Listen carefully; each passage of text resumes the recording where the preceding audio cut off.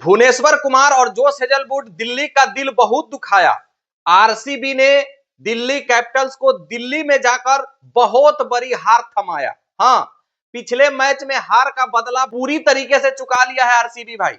RCB किसी का उधार नहीं रखती है, सूद समेत वापस करती है और सूद समेत दिल्ली कैपिटल्स को लौटा दिया है।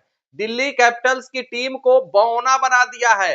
अब भाई साहब, आरसीबी जो डिफेंडिंग चैंपियन है, प्योर उसी की तरीके से खेल रही है, रोर कर रही है इस आईपीएल। 81 गेंद शेष रहते हुए 76 रनों का टारगेट आसानी से चेस कर लिया है। 6.3 ओवर में 9 विकेट से देवदत्त पडिक्कल हाथी के कान पर बैठकर आते हैं और ऊपर ऊपर में ही बात करते हैं, सिर्फ चौकों और छक्कों से ही। इसके अलावा वो नीचे से बात ही नहीं करते हैं और गेंदबाजों की धज्जियां उड़ाते हुए आसानी से मैच जीतकर चले जाते हैं। भाई, दिल्ली कैपिटल्स इस आईपीएल सीजन का सबसे लोएस्ट टोटल बनाई है। मात्र 75 रनों पर दिल्ली ऑल आउट हो गई है और जोश हेजलवुड और भुवनेश्वर कुमार की धारदार गेंदबाजी के बदौलत दिल्ली के बल्लेबाज नतमस्तक हुए हैं। दिल्ली के बल्लेबाज उठ ही नहीं पाए हैं। किसी भी बल्लेबाजों में वो ताकत नजर नहीं आया है जो इस गेंदबाजी आक्रमण के सामने टिक सके। बहुत मारा है भाई गेंदबाज आज। गेंदबाजी आज ऐसा हो रहा था कि बल्लेबाजों को भागने तक का जगह नहीं मिला है, छुपने तक का जगह नहीं मिल रहा था। बल्लेबाज जाए तो जाए कहां। यही क्रिकेट है भाई साहब। इसी दिल्ली के पिच पर अभी 48 घंटे पहले शनिवार को ही पंजाब और दिल्ली के मुकाबले में 500 प्लस रन बने थे। 264 रन यही दिल्ली की टीम बनाई थी पंजाब की गेंदबाजी आक्रमण के सामने। और पंजाब की टीम भाई साहब चेस भी कर ली थी इस ग्राउंड पर। और उसी पिच पर आज आरसीबी के गेंदबाजों के सामने नतमस्तक हो गए हैं दिल्ली के बल्लेबाज। दिल्ली वालों, बहुत मारा है, दर्द भी कर रहा है, ज्यादा दुख रहा है, कोई बात नहीं, मलहम लगा लेना। इतना भाई साहब नहीं मारना चाहिए। जो पावर प्ले में 13 रन पर 6 विकेट, वो तो 8 रन पर 6 विकेट थे चौथे ओवर में। पूरे पावर प्ले खत्म होने तक 13 रन पर 6 विकेट गिरे हैं दिल्ली कैपिटल्स के। और ये अभी तक के आईपीएल इतिहास का सबसे लोएस्ट टोटल है पावर प्ले में भाई साहब। और सबसे ज्यादा विकेट है, 6 विकेट इससे पहले भी एक बार गिरे थे। 2011 में कोची टस्कर्स का गिरा था, लेकिन उसका पावर प्ले में 29 रन था भाई साहब। लेकिन आज तो दिल्ली कैपिटल्स का 13 रन बने हैं पावर प्ले में और विकेट गिरे हैं 6। केएल राहुल साहब 1 रन, परख को 0 पर बोल्ड किया है। दंदनाती हुई यॉर्कर के सामने भुवनेश्वर कुमार को नहीं टिक पाया है नया बल्लेबाज। Tristan Stubbs 5 run, Sameer Rizvi 0 run, Axar Patel 0 run, Nitish Rana 4 run. भाई क्या हो रहा था। भुवनेश्वर कुमार भाई साहब यॉर्कर मार रहे थे, बाउंसर मार रहे थे, बॉल स्विंग कर रहा था। हेजलवुड भी भाई साहब सेम काम कर रहा था। गेंदबाजों का बोलबाला अचानक से हो गया इस आईपीएल में। बल्लेबाज तो भाई डोमिनेट कर रहे थे, हर मैच में आते थे, 250 200 मारते थे और चेस भी होता था। लेकिन गेंदबाजी यूनिट ने भी भाई साहब अपने आप को संभाला है और कहा है कि आईपीएल में अभी गेंदबाजों का वैल्यू है। अगर आप अच्छी गेंदबाजी अच्छी एरिया में करते हैं तो बल्लेबाजों को प्रॉब्लम में डालेंगे। और जोश हेजलवुड और भुवनेश्वर कुमार ने डाला है। भुवनेश्वर कुमार के सर पर पर्पल कैप हो गया है और Bhuvneshwar Kumar second highest wicket taker तो इस आईपीएल के हैं ही, और पेसर में नंबर 1 विकेट टेकर है। पूरे आईपीएल इतिहास में सबसे ज्यादा विकेट लेने वाले हैं।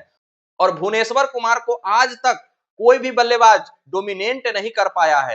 ये बंदा जिस भी टीम में रहता है, जहां भी रहता है, अपना द बेस्ट देता है और नया बॉल का सरताज है भाई साहब भुवनेश्वर कुमार।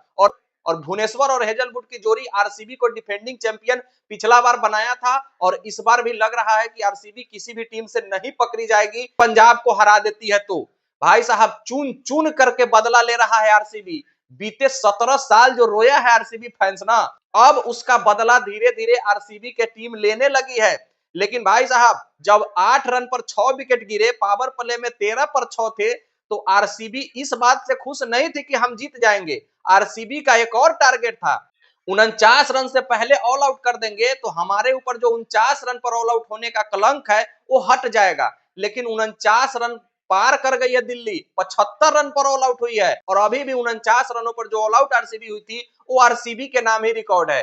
आरसीबी को इसके लिए बहुत ट्रोल किया जाता है, बहुत सुनाया जाता है, 49 49 49। लेकिन उस 49 को कब का भूल गई आरसीबी और उसके बाद ट्रॉफी भी जीत ली है, लेकिन वो 49 अभी तक कचोटता है आरसीबी फैंस को। भाई जब 49 पर ऑल आउट हुई थी आरसीबी, उस समय 40 पर 4 विकेट गिरे थे आरसीबी का और फिर 49 पर ऑल आउट हो गई। 8 रन पर 6 विकेट गिरे थे भाई दिल्ली के, लेकिन फिर भी 49 पर ऑल आउट नहीं हुई है। मतलब आरसीबी उस दिन कितना गंदा खेली होगी 2017 में केकेआर के खिलाफ, जो 49 पर ऑल आउट हुई थी। आप लोग सोच करके देख सकते हैं। विराट कोहली साहब, भाई साहब 9000 रन पूरे करने वाले पहले प्लेयर बन गए हैं आईपीएल के इतिहास में। 74 अर्धशतक है, 8 शतक है, और कुछ लोगों का इनका स्ट्राइक रेट पर सवाल उठता था, तो अभी जाकर विराट कोहली का स्ट्राइक रेट देख लो भाई। हर मैच में 180 प्लस का स्ट्राइक रेट रहता है, 200 का स्ट्राइक रेट रहता है।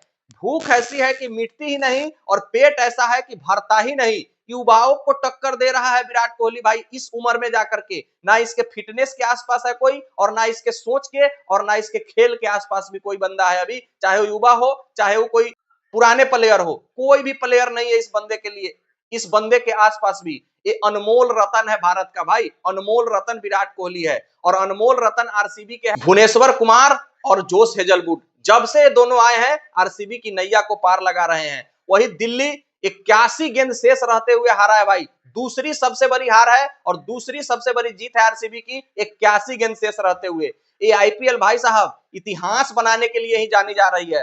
हर दिन एक नया इतिहास बन रहा है।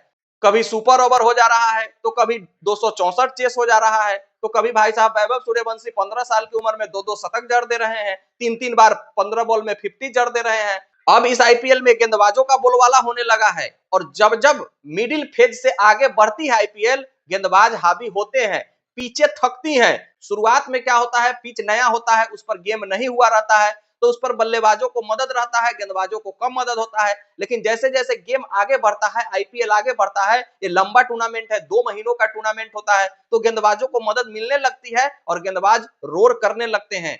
आज क्या गेंदबाजी हो रहा था भुवनेश्वर कुमार की तरफ से और जोश हेजलवुड की तरफ से, देख करके दंग रह जाने वाला था भाई। वही दिल्ली की बल्लेबाजी धाराशायी हो गई है, और दिल्ली हमको लगता है जो पिछले मैच में 264 चेस करवाई थी, उसका सदमा इनको लगा हुआ था, और उसी सदमे के कारण इनका कॉन्फिडेंस लूज था।